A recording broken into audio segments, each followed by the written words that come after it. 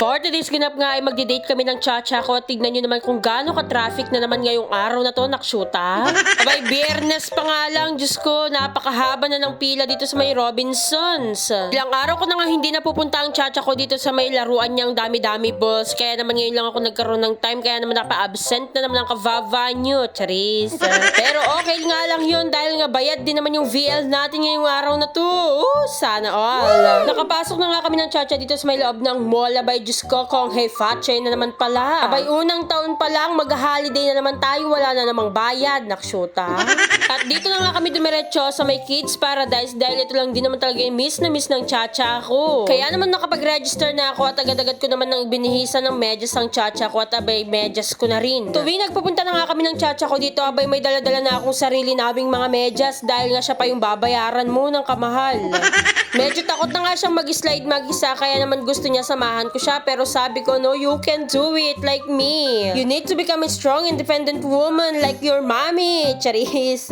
At isa pa nga sa natuwa ko dahil meron silang bagong palaruan ngayon, wala na yung balloons na may hangin. Diyos ko, nakakapagod yun, mag-jump sila. At buti na lang talaga, pinalitan nila ng ganito, puro sand, pero ewan, mukhang bato-bato yan. Sabay kahit nga ako nag-enjoy sa mga batong-batong yan dahil feeling ko, dyan na rin ako magbi-beach, Charis. Matagal-tagal na rin walang beach, kaya naman ito muna tayo.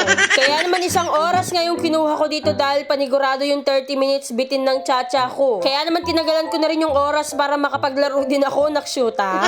Abay, nung bata ako, hindi ko nagagawa yung mga bagay na yan. Kaya naman kay chacha ko talagang I give my best. Nano daw, nakshuta. O diba, halata naman na nag-enjoy ang chacha ko dahil nga feeling niya talaga nasa beach siya, nasa sand or nasa snow, ewan.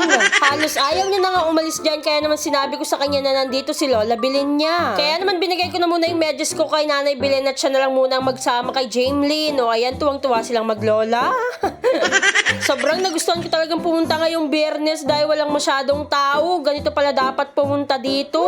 Parang solong-solo mo talaga yung playground. Ilang minuto na ngayon nakakalipas, sabay time na rin namin. Kung nag-enjoy ka talaga, Diyos ko, hindi mo namamalayan yung oras. Buti nilang talaga napapayag namin umalis ang chacha doon dahil sabi ko nga bibilin ko siya ng nat-nat, which is yung donuts. At pagka-timing nga naman talaga dahil nga naka-promo sila ngayong araw na to. Abay, syempre hindi ko pinalagpas yung donut dahil gawa ko yan, ako yung tagabutas niyan, nakshuta. 240 pesos nga lang yung 1 dozen ay may 12 pieces ka ng donut, kaya naman grinab ko na talaga yung opportunity. O diba, kaya naman nilantakan na rin namin agad dahil nagutom kami sa laruan. After naman namin kumain dito sa may donut, abay nag-request ang nanay bilin ko, kaya naman umalis na rin kami agad sa may mall at nadaanan ko nga itong Busy Moms na tarpaulin. At dito na nga lang kami mag-early dinner sa may Akabana Ramen.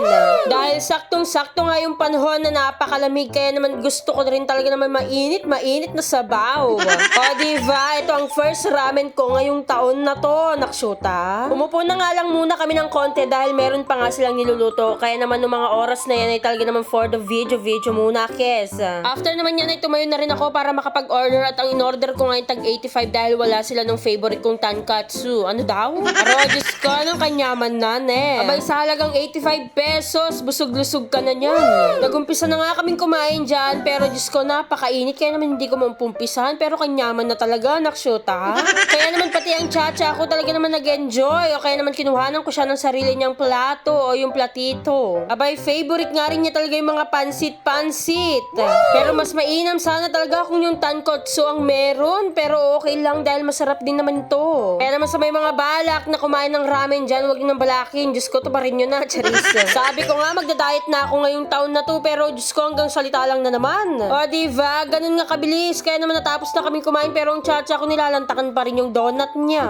Medyo maggagabi na nga yan, kaya naman nung pagkatapos namin kumain, abay nagwewe na kami ng nanay bilin at ng chacha. Kaya naman ayun lang mga kavava. Salamat sa panonood.